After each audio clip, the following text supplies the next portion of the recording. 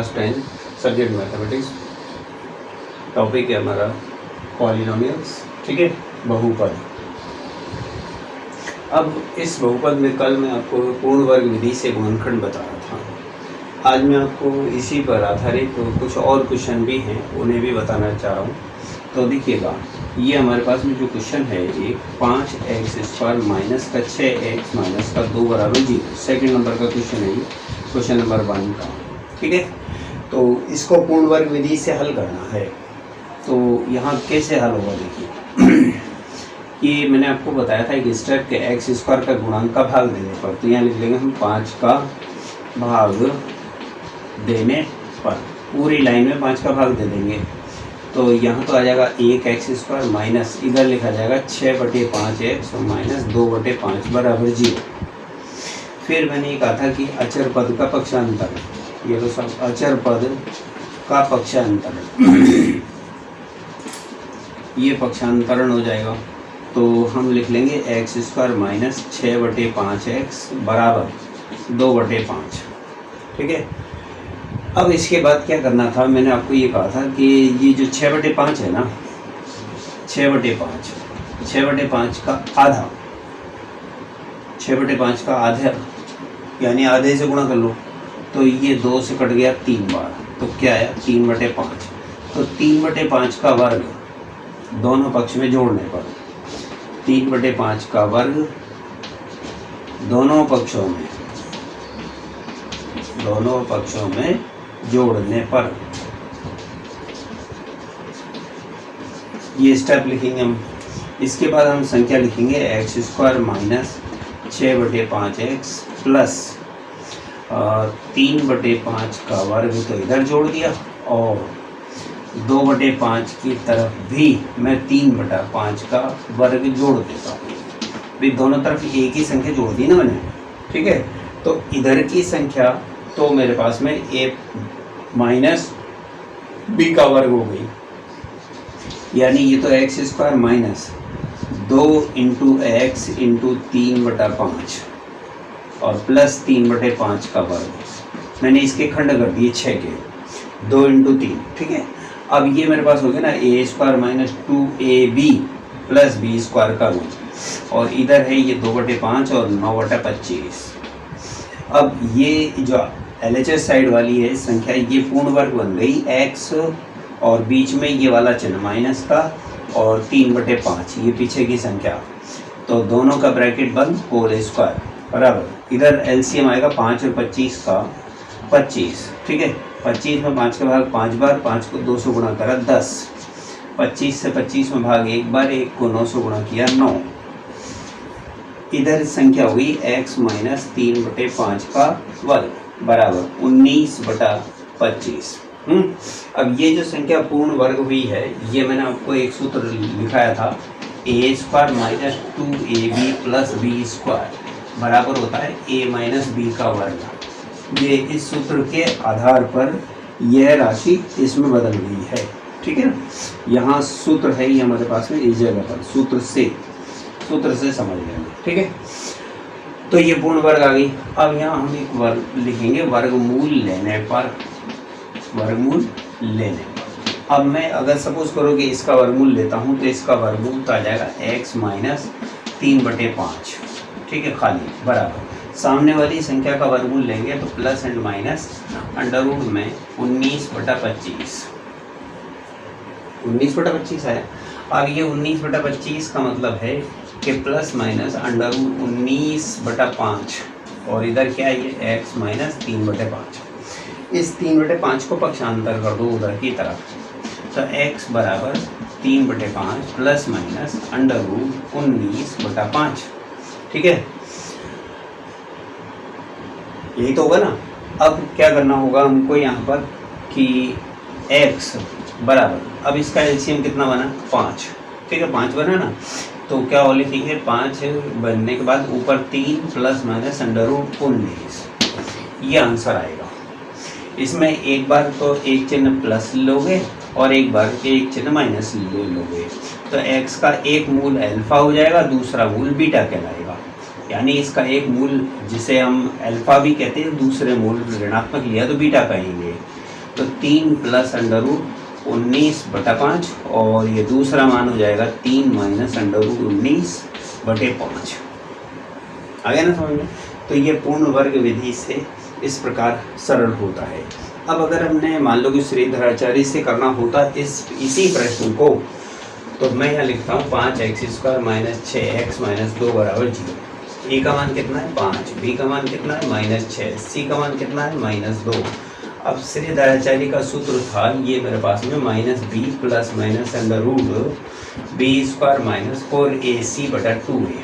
अब अगर इसमें वैल्यू रखते हैं ए बी सी की, ठीक है, तो -6, ठीक है, प्लस माइनस अंडर रूट -6 का वर्ग -4 × 5 × -2, ठीक है, और बटे में 2 × 5। इस तरह से ये 6 plus minus under root 36 plus 20, 5 के 20 दूनी 40 बटे 10। अब देखिएगा ऊपर तो क्या आ गई संख्या अंडर रूट में 76/10, ठीक है। 76 का वर्गमूल हो जाएगा 76 के खंड होंगे 4 × 19, तो 4 का वर्गमूल 2 बार आ जाएगा। तो 6 प्लस माइनस 2 अंडर रूट 19/10। अब ऊपर से 2 कॉमन लो, 2 कॉमन ले लिया तो बचा 3 प्लस माइनस अंडर रूट 19 बटे नीचे 10 के खंड कर लो 2 × 5, तो 2 से 2 कट जाएगा। अब उत्तर देखिएगा क्या आया, 3 प्लस माइनस अंडर रूट 19/5 और यहाँ क्या आ रहा था 3 प्लस माइनस अंडर रूट 19/5। तो श्रीधराचार्य सूत्र था, श्रीधर आचार्य सूत्र से, ठीक है, ये इस सूत्र से सरल हुआ और ये इस सूत्र से सरल हो गया। तो आया ना आपके समझ में?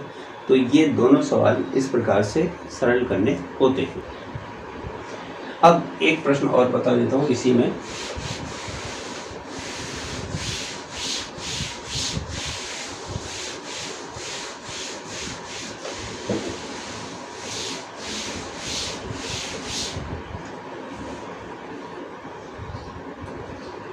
चार x² plus 4 under root 3x और प्लस 3, ठीक है। ये अंडर रूट की संख्या होने के कारण बता रहा हूँ इसको, है ना। चौथे नंबर का है ये, क्वेश्चन नंबर 1 का है। अब स्टेप वही है मेरा कि सबसे पहले जो x² के साथ में जो संख्या है उसका भाग देने पर, तो यहाँ लिखेंगे 4 का भाग देने पर, ठीक है। तो ये रह जाएगी x², 4 का इसमें भाग देंगे तो 1x², इसमें भाग देंगे तो खाली अंडर रूट 3x और इसमें भाग देंगे तो 3/4। 4 इसमें भी बटे करना है, 4 इसमें भी बटे करना है, 4 इसमें भी बटे करना है। तो यहाँ से 4 कट जाएगा, यहाँ से कट जाएगा, यहाँ से नहीं कटेगा। अब क्या होगा, इसका पक्षांतर है, तो x² plus under root 3x, संख्या का पक्षांतरण माइनस में हो गया, ठीक है, 3/4। अब मैंने आपको ये कहा था कि मध्य में जो ये संख्या है √3, इसका आधा कितना होता है, √3 का आधा होता है √3/2। अब √3/2 का वर्ग कितना होगा, ये हो जाएगा 3/4। √3 का वर्ग 3, 2 का वर्ग 4, तो 3/4 इधर भी जोड़ो, 3/4 उधर भी जोड़ दो, ठीक है ना। तो क्या करना होगा, x² हालांकि वैसे 3/4 ये खुद ऑलरेडी वर्ग में है ये, है ना। तो चाहते तो हम यहीं पर पूर्ण वर्ग इसी को ही मान सकते थे, क्योंकि इसके आधे का वर्ग ये रही संख्या। तो स्टेप जोड़े या ना जोड़े, लेकिन प्रोसेस तो वही है ना। x² प्लस √3x प्लस 3/4 इधर जोड़ दिया और 3/4 ही मैं इधर जोड़ देता हूँ। बाई चांस यदि सपोज करो कोई और संख्या आती तो दिक्कत हो जाती ना। तो स्टेप तो आपको वही बताना है, भाई ये दोनों सिमिलर है, कट गए, आखिर वही संख्या आ गई जो यहाँ थी, ठीक है। अब ये क्या होगा कि ये x का वर्ग है और इसको लिखेंगे 2 × x × अंडर रूट 3/2 और प्लस 3/4 को लिख लेना अंडर रूट 3/2 का वर्ग बराबर, इधर कुछ नहीं बचा तो 0। अब ये स्टेप आप इसके बाद डायरेक्ट ये भी लिख सकते हो, इसकी ज़रूरत नहीं है। क्यों नहीं है, क्योंकि इसके आधे का वर्ग ये ऑलरेडी है। तो मैंने तो इसलिए बताया कि यदि सपोज करो कोई और संख्या हो और अपने पास जिस तरीके से प्रोसेस में बता रहा था मैं कि सेकंड का आधे का वर्ग, तो वही तरीका बता दिया मैंने। हाँ, यहाँ ये खुद हो गई वर्ग ऑलरेडी, इसलिए आप डायरेक्ट ये लिख सकते हो। अब क्या होगा कि ये ए स्क्वायर और ये बी स्क्वायर और 2ab का रूप है ये, तो यानी ये रूप आ गया a square plus 2ab plus b square बराबर a प्लस बी का वर्ग होता है, ये होता है कि नहीं होता है, तो ये वही रूप हो गया। तो x प्लस √3/2 का वर्ग हो गया ये, बराबर सामने 0 है। अब इधर कुछ भी नहीं है, पहले तो थी पिछली बार में संख्या √19/5, लेकिन यहाँ कुछ भी नहीं है अब, ठीक है। तो इस तरह से यहाँ पर ये संख्या वर्ग आ गई, इधर 0 है।